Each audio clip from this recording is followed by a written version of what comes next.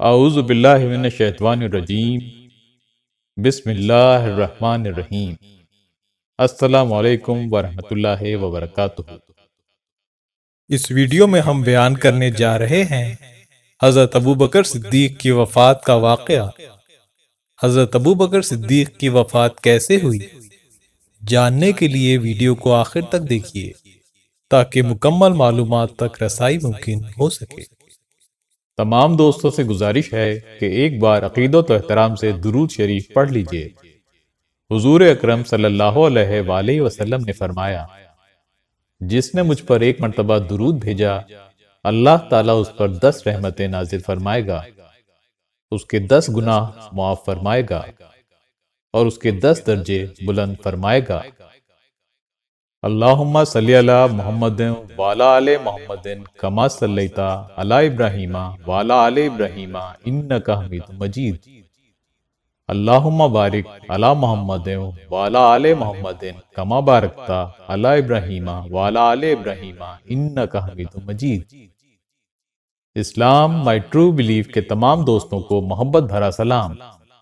آپ دیکھ رہے ہیں اسلام مائی ٹرو بلیف چینل۔ ہم پیش کرتے ہیں آپ کے لیے بھرپور معلوماتی ویڈیوز۔ تمام احباب سے گزارش ہے کہ ہمارا چینل سبسکرائب کیجیے اور بیل آئیکن پر کلک کیجیے تاکہ ہماری نئی آنے والی تمام ویڈیوز سب سے پہلے آپ تک پہنچ سکیں، اور تمام دوستوں سے التماس ہے کہ ویڈیوز کو آخر تک دیکھیں تاکہ مکمل معلومات تک رسائی ممکن ہو سکے۔ خلیفۃ الرسول صلی اللہ علیہ وآلہ وسلم امیر المومنین حضرت ابوبکر صدیق رضی اللہ تعالیٰ عنہ کے مرض الموت کا آغاز اس طرح سے ہوا کہ شدید سردی کے موسم میں ٹھنڈے پانی سے غسل فرمایا، جس کے باعث بخار چڑھ گیا، اور 15 دن بخار میں مبتلا رہنے کے بعد وصال فرما گئے۔ اس ضمن میں حضرت عائشہ صدیقہ رضی اللہ تعالیٰ عنہ بیان فرماتی ہیں کہ والد ماجد کی علالت کا آغاز اس طرح سے ہوا کہ آپ نے 7 جمادی الاخر 13 ہجری بروز پیر غسل فرمایا۔ اس دن شدید سردی تھی جس کے باعث آپ کو بخار چڑھ گیا۔ اس عرصے میں آپ نماز کے لیے بھی باہر تشریف نہ لا سکے۔ علالت روز بروز بڑھتی گئی۔ جب مسجد تک آنے کی قوت نہ رہی تو عمر رضی اللہ تعالیٰ عنہ کو امامت پر مقرر کیا، اور 15 دن تک بیمار رہنے اور بخار کے باعث وصال فرما گئے۔ حضرت ابوبکر صدیق رضی اللہ تعالیٰ عنہ کی بخار کے باعث جب طبیعت زیادہ خراب ہو گئی اور 15 دن برابر شدت سے بخار رہا تو آپ کو یقین ہو گیا کہ اب وہ آخری وقت آن پہنچا ہے جو ہر ایک ذی روح پر آتا ہے۔ تو آپ رضی اللہ تعالیٰ عنہ نے سب سے پہلے حضرت عبد الرحمن بن عوف رضی اللہ تعالیٰ عنہ کو بلا کر خلافت کے بارے میں مشورہ کیا، اور حضرت عبد الرحمن بن عوف رضی اللہ تعالیٰ عنہ سے پوچھا کہ عمر بن خطاب رضی اللہ تعالیٰ عنہ کے بارے میں تمہارا کیا خیال ہے؟ انہوں نے جواب دیا کہ آپ مجھ سے بہتر جانتے ہیں۔ آپ رضی اللہ تعالیٰ عنہ نے فرمایا کہ پھر بھی ان کے متعلق تمہاری کیا رائے ہے؟ حضرت عبد الرحمن بن عوف رضی اللہ تعالیٰ عنہ نے کہا، واللہ حضرت عمر بن خطاب رضی اللہ تعالیٰ عنہ بہترین شخص ہیں، لیکن ان کے مزاج میں سختی زیادہ ہے۔ حضرت ابوبکر صدیق رضی اللہ تعالیٰ عنہ نے فرمایا، عمر کی سختی کا سبب صرف یہ ہے کہ میں نرمی سے پیش آتا ہوں۔ اگر خلافت کا کام ان کے سپرد کر دیا جائے تو ان کی سختی بڑی حد تک دور ہو جائے گی۔ میں خود بھی دیکھتا ہوں کہ اگر کسی شخص پر خفا ہوتا ہوں اور سختی سے پیش آتا ہوں تو عمر اس سے نرمی کا سلوک کرنے پر مائل ہوتے ہیں، اور اگر میں کسی سے نرمی کا برتاؤ کرتا ہوں تو میرے سامنے اس بارے میں سختی کا اظہار کرتے ہیں۔ اس کے بعد حضرت ابوبکر صدیق رضی اللہ تعالیٰ عنہ نے حضرت عثمان غنی رضی اللہ تعالیٰ عنہ کو بلا کر یہی سوال کیا انہوں نے جواب دیا کہ حضرت عمر بن خطاب رضی اللہ تعالیٰ عنہ کا باطن ان کے ظاہر سے اچھا ہے، اور ہم میں سے کوئی بھی ان کے مرتبے کو نہیں پہنچ سکتا۔ پھر آپ نے حضرت علی رضی اللہ تعالیٰ عنہ کو بلا کر یہی سوال کیا، تو انہوں نے بھی وہی جواب دیا۔ پھر حضرت ابو بکر صدیق رضی اللہ تعالیٰ عنہ نے سعید بن زید، اسید بن حضیر اور دوسرے حضرات انصار و مہاجرین رضی اللہ تعالیٰ عنہم سے بھی مشورہ لیا اور ان کی رائے جاننا چاہیے۔ حضرت اسید بن حضیر رضی اللہ تعالیٰ عنہ نے کہا کہ اللہ تعالیٰ خوب جانتا ہے کہ آپ کے بعد حضرت عمر رضی اللہ تعالیٰ عنہ ہی وہ شخص ہیں جو اللہ تعالیٰ کی رضا کو اپنی رضا سمجھتے ہیں، اور اللہ تعالیٰ جس سے ناخوش ہو وہ اس سے ناخوش ہوں، اور ان کا باطن ان کے ظاہر سے بھی اچھا ہے، اور کار خلافت کے لیے ان سے زیادہ قوی اور مستعد شخص کوئی دوسرا دکھائی نہیں دیتا۔ انہی مشوروں کے دوران جب حضرت طلحہ رضی اللہ تعالیٰ عنہ حضرت ابو بکر صدیق رضی اللہ تعالیٰ عنہ کے پاس آئے تو آپ نے ان کے سامنے بھی فرمایا کہ میرا ارادہ ہے کہ اپنے بعد عمر رضی اللہ تعالیٰ عنہ کو مسلمانوں کا خلیفہ مقرر کر جاؤں۔ حضرت طلحہ بن عبداللہ رضی اللہ تعالیٰ عنہ نے عرض کی، آپ اللہ تعالیٰ کو کیا جواب دیں گے کہ آپ نے رعیت کے ساتھ کیا معاملہ کیا؟ یہ سن کر حضرت ابو بکر صدیق رضی اللہ تعالیٰ عنہ کو جلال آ گیا، اور چونکہ بخار کی وجہ سے کمزوری واقع ہو چکی تھی، فرمایا مجھے اٹھا کر بٹھا دو۔ چنانچہ آپ کو بٹھا دیا گیا تو آپ نے فرمایا، تم مجھے اللہ تعالیٰ کے غضب سے ڈراتے ہو؟ واللہ میں اللہ تعالیٰ کو جواب دوں گا کہ میں نے تیری مخلوق پر تیری مخلوق کے بہترین شخص کو خلیفہ مقرر کیا ہے۔ یہ سن کر حضرت طلحہ بن عبداللہ رضی اللہ تعالیٰ عنہ خاموش ہو گئے۔ حضرت ابو بکر صدیق رضی اللہ تعالیٰ عنہ نے جب حضرت عمر رضی اللہ تعالیٰ عنہ کی خلافت کے بارے میں مشورے کر لیے تو حضرت عثمان غنی رضی اللہ تعالیٰ عنہ کو بلا کر وصیت نامہ لکھنے کا حکم دیا۔ بیماری کی شدت اور جسمانی نقاہت و کمزوری کے باعث آپ رک رک کر بولتے جاتے، اور حضرت عثمان غنی رضی اللہ تعالیٰ عنہ تحریر فرماتے جاتے۔ چنانچہ حضرت ابو بکر صدیق رضی اللہ تعالیٰ عنہ نے وصیت نامے کا یہ مضمون لکھوایا، بسم اللہ الرحمن الرحیم۔ یہ وہ وصیت ہے جو ابو بکر بن ابی قحافہ نے اس وقت کی ہے جبکہ اس کا دنیا میں آخری وقت قریب ہے۔ ایسی حالت میں کافر بھی ایمان لے آتا ہے اور فاجر شخص بھی یقین لے آتا ہے۔ میں نے تم لوگوں پر عمر بن خطاب رضی اللہ تعالیٰ عنہ کو خلیفہ مقرر کیا ہے، اور میں نے تم لوگوں کی بھلائی اور بہتری میں کوئی کوتاہی نہیں کی۔ پس اگر عمر رضی اللہ تعالیٰ عنہ نے عدل و انصاف سے کام لیا تو یہ میری ان کے ساتھ واقفیت تھی، اور اگر برائی کی تو مجھے غیب کا علم نہیں ہے۔ میں نے تو تمہارے لیے نیکی اور بھلائی کا قصد کیا ہے۔ ہر شخص قیامت کے دن اللہ تعالیٰ کے سامنے اپنے برے اعمال کا جواب دہ ہوگا۔ جنہوں نے ظلم کیا عنقریب دیکھ لیں گے کہ کس پہلو پر پھیرے جاتے ہیں۔ والسلام علیکم ورحمۃ اللہ وبرکاتہ۔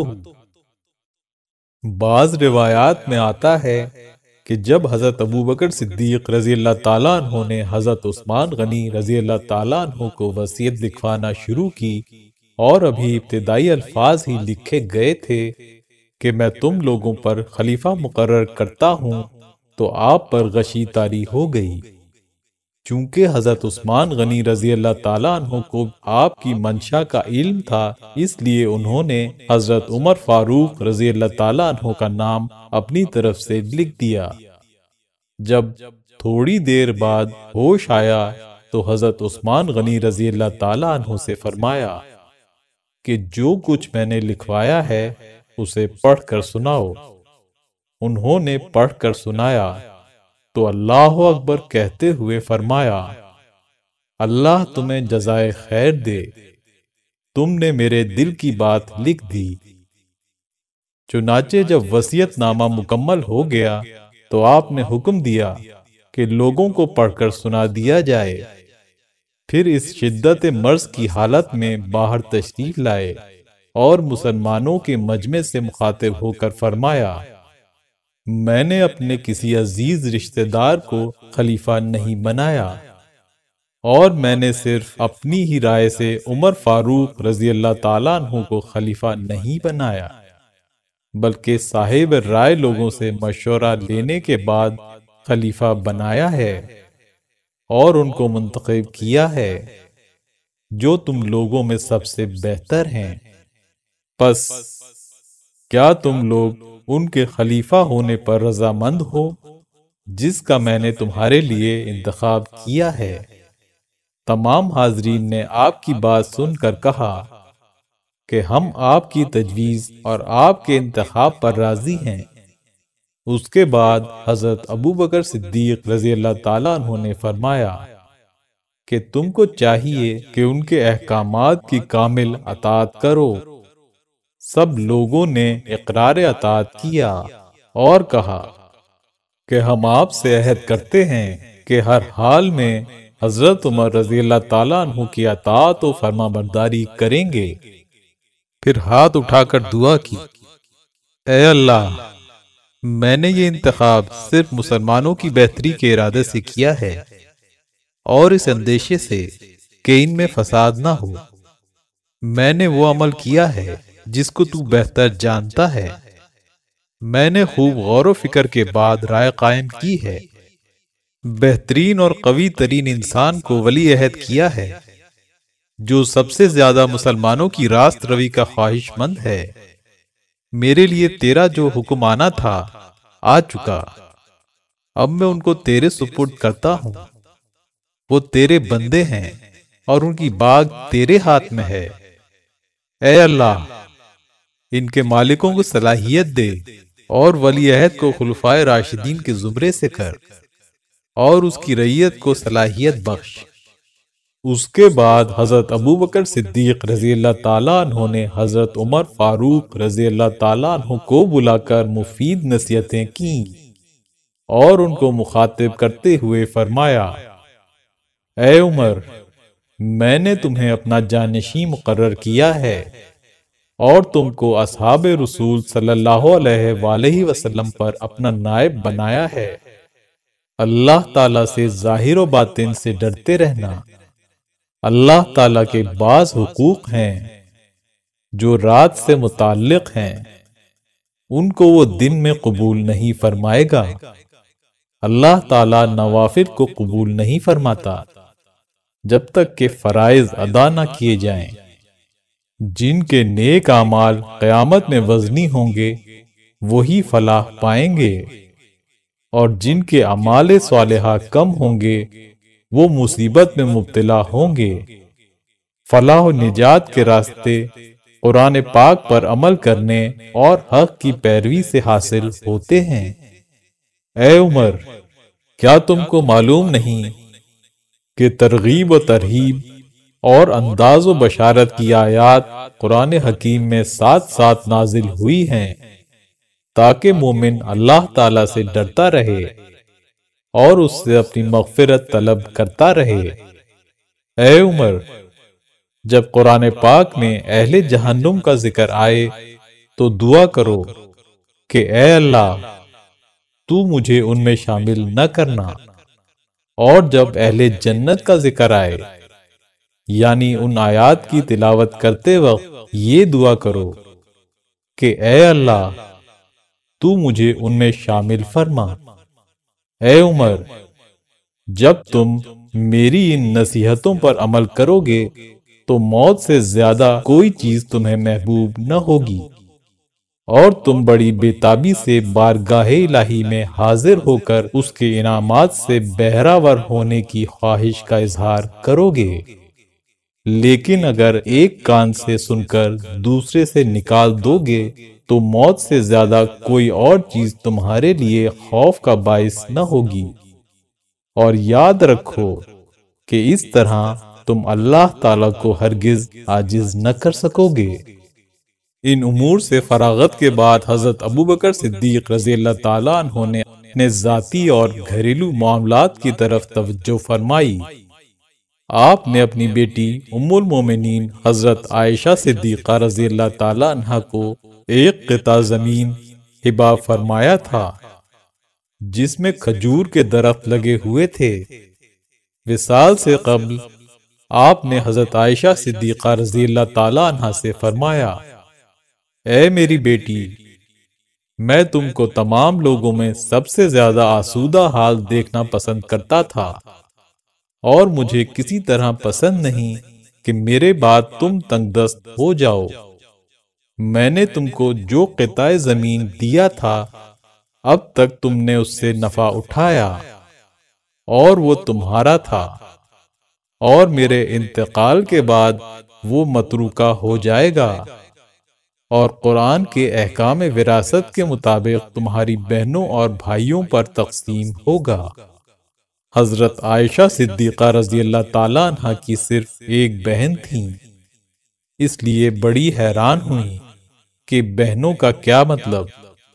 چنانچہ والد محترم سے عرض کیا کہ میری بہن تو صرف ایک اسما ہی ہیں، اور تو کوئی بہن نہیں۔ حضرت ابوبکر صدیق رضی اللہ تعالیٰ عنہ نے فرمایا کہ تمہاری سوتیلی والدہ حبیبہ بنت خارجہ رضی اللہ تعالیٰ عنہ حمل سے ہیں اور ان کے بطن میں لڑکی ہے۔ اس وصیت کے بعد حضرت ابوبکر صدیق رضی اللہ تعالیٰ عنہ نے بیت المال کے قرض کی ادائیگی کے لیے وصیت فرمائی اور ارشاد فرمایا کہ میرے پاس مسلمانوں کے مال میں سے ایک لونڈی اور 2 اونٹنیوں کے سوا کچھ نہیں۔ ان چیزوں کو میں نے بحیثیت خلیفہ ہونے کے بیت المال سے لیا تھا۔ میرے انتقال کے بعد ان کو عمر کے پاس بھیج دینا۔ چنانچہ آپ کے وصال کے بعد یہ تمام چیزیں حضرت عمر رضی اللہ تعالیٰ عنہ کے پاس بھیج دی گئیں۔ ایک روایت میں آتا ہے کہ عطا بن سائف فرماتے ہیں کہ بیعت خلافت کے دوسرے روز حضرت ابوبکر صدیق رضی اللہ تعالیٰ عنہ 2 چادریں لیے ہوئے بازار کی طرف جا رہے تھے کہ حضرت عمر رضی اللہ تعالیٰ عنہ نے پوچھا، آپ کہاں جا رہے ہیں؟ فرمایا، بازار جا رہا ہوں۔ حضرت عمر رضی اللہ تعالیٰ عنہ نے کہا کہ اب آپ یہ کام چھوڑ دیں، آپ مسلمانوں کے امیر ہو گئے ہیں۔ آپ نے فرمایا کہ پھر میں اور میرے اہل و عیال کہاں سے کھائیں؟ چنانچہ امور خلافت کی ذمہ داریوں کو احسن طریقے سے نبھانے کے لیے آپ نے مجبوراً تجارت کے پیشے کو چھوڑ دیا اور بیت المال سے اپنے لیے اس قدر وظیفہ مقرر کرا لیا جو آپ رضی اللہ تعالیٰ عنہ اور آپ کے اہل و عیال کے لیے کافی ہوتا۔ اپنے وصال سے پہلے اپنے اہل و عیال کو وصیت فرمائی کہ میں نے خلافت کے زمانے میں بیت المال سے جو کچھ لیا تھا اسے واپس کر دیا جائے، اور اس مقصد کے لیے میری فلاں زمین فروخت کر کے حاصل ہونے والی رقم بیت المال میں جمع کرا دی جائے۔ چنانچہ آپ کے وصال کے بعد آپ کی وصیت کے مطابق اسی طرح عمل کیا گیا۔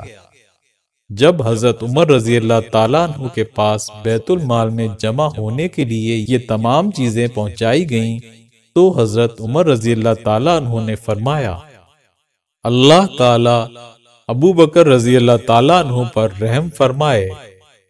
وہ چاہتے تھے کہ ان کے انتقال کے بعد ان پر اعتراض کرنے کا کسی کو کوئی موقع نہ ملے۔ اے ابو بکر، تم اپنے جانشینوں کے واسطے کام بہت دشوار کر گئے، حضرت عائشہ صدیقہ رضی اللہ تعالیٰ عنہا سے مروی ہے، فرماتی ہیں کہ والد محترم حضرت ابوبکر صدیق رضی اللہ تعالیٰ عنہ نے وصال سے پہلے فرمایا، میرے بدن پر جو کپڑا ہے اس کو دھو کر دوسرے کپڑوں کے ساتھ کفن دینا۔ فرماتی ہیں میں نے عرض کی یہ تو پرانا اور استعمال شدہ ہے۔ فرمایا مردوں کی بنسبت زندہ نئے کپڑوں کے حقدار ہوتے ہیں، میرے لیے یہی پرانے کپڑے کافی ہیں۔ حضرت ابوبکر صدیق رضی اللہ تعالیٰ عنہ نے اپنے وصال سے پہلے یہ وصیت فرمائی۔ حضرت عائشہ صدیقہ رضی اللہ تعالیٰ عنہ سے مروی ہے، فرماتی ہیں کہ آپ پر نزع کا عالم طاری تھا اور میرے منہ سے بے ساختہ نکلا کہ آج آپ کو شدید علالت لاحق ہے، اللہ تعالیٰ آپ کی روح کو توفیق عطا فرمائے، یعنی اللہ تعالیٰ آپ پر رحم فرمائے۔ یہ سن کر آپ نے فرمایا کہ یہ نہ کہو بلکہ یہ کہو کہ سکرات موت کا آنا ضروری ہے، یہ وہ وقت ہے جس سے تو خوف کھایا کرتا تھا۔ پھر آپ نے دریافت فرمایا کہ رسول کریم صلی اللہ علیہ وآلہ وسلم کا وصال کس دن ہوا تھا؟ میں نے عرض کی پیر کے دن۔ ارشاد فرمایا مجھے امید ہے کہ میں آج رات ہی انتقال کر جاؤں گا۔ آپ کا وصال مبارک 22 جمادی الاخر 13 ہجری پیر کے روز ہوا۔ وصال کے وقت عمر مبارک 63 برس تھی۔ آپ کی وفات کے بعد حضرت علی رضی اللہ تعالیٰ عنہ نے لوگوں کو تلقین صبر کے سلسلے میں ایک طویل و بلیغ خطبہ آپ کے اوصاف حمیدہ کے متعلق ارشاد فرمایا، جس کا تذکرہ آنے والی ویڈیو میں کیا جائے گا۔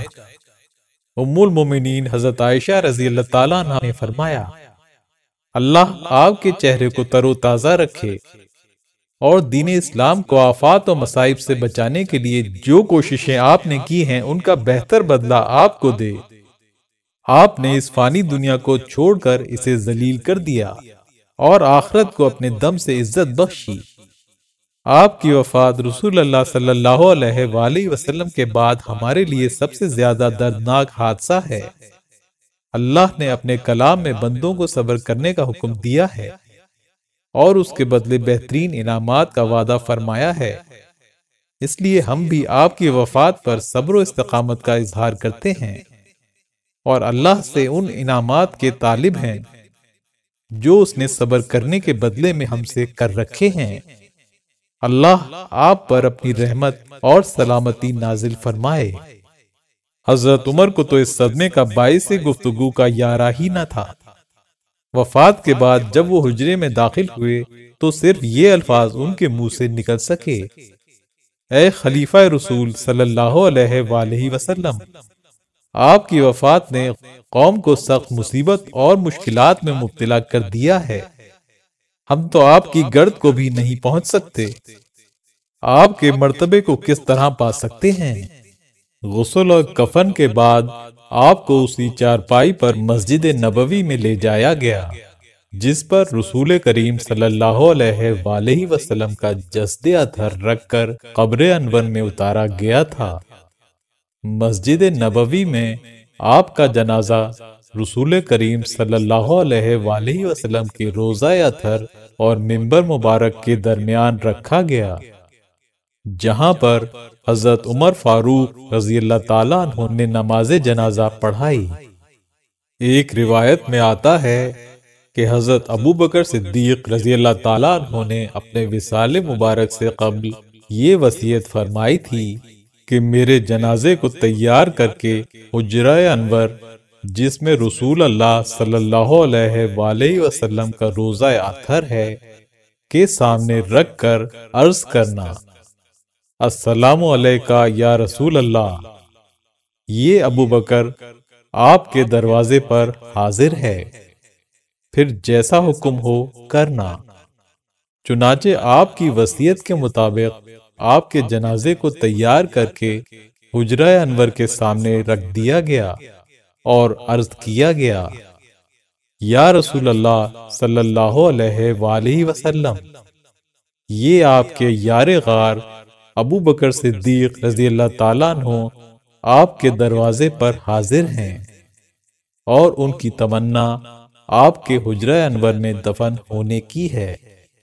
یہ سن کر حجرہ اقدس کا دروازہ جو کہ پہلے بند تھا خود بخود کھل گیا اور آواز آئی، حبیب کو حبیب سے ملا دو، کیونکہ حبیب کو حبیب سے ملنے کا اشتیاق ہے۔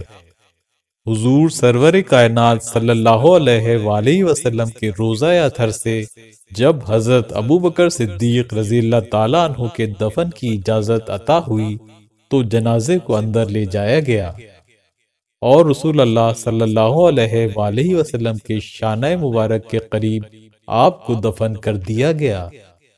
حضرت ابو بکر صدیق رضی اللہ تعالیٰ عنہ کی وصیت کے مطابق سرور دو عالم صلی اللہ علیہ وآلہ وسلم کے پہلو مبارک میں آپ کی قبر تیار کی گئی۔ حضرت عثمان غنی، حضرت طلحہ، حضرت عبد الرحمن بن ابو بکر، حضرت عمر فاروق رضی اللہ تعالیٰ عنہم نے قبر میں اتارا اور رسول کریم صلی اللہ علیہ وآلہ وسلم کے شانہ اقدس کے متوازی آپ کا سر رکھا گیا۔ امید ہے ویڈیو آپ کو پسند آئی ہوگی۔ پسند آنے کی صورت میں لائک اور شیئر ضرور کیجیے۔ ہماری نئی آنے والی تمام ویڈیوز سب سے پہلے دیکھنے کے لیے ہمارا چینل سبسکرائب کیجیے اور بیل آئیکن پر کلک کیجیے تاکہ ہماری نئی آنے والی تمام ویڈیوز سب سے پہلے آپ تک پہنچ سکیں۔ اللہ تعالیٰ آپ تمام دوستوں کا حامی و ناصر ہو۔ اجازت دیجیے، اللہ حافظ۔ اللہم صلی علی محمد وعلی آل محمد کما صلیت علی ابراہیم وعلی آل ابراہیم انک حمید مجید۔ اللہم بارک علی محمد وعلی آل محمد کما بارکت علی ابراہیم وعلی آل ابراہیم انک حمید مجید۔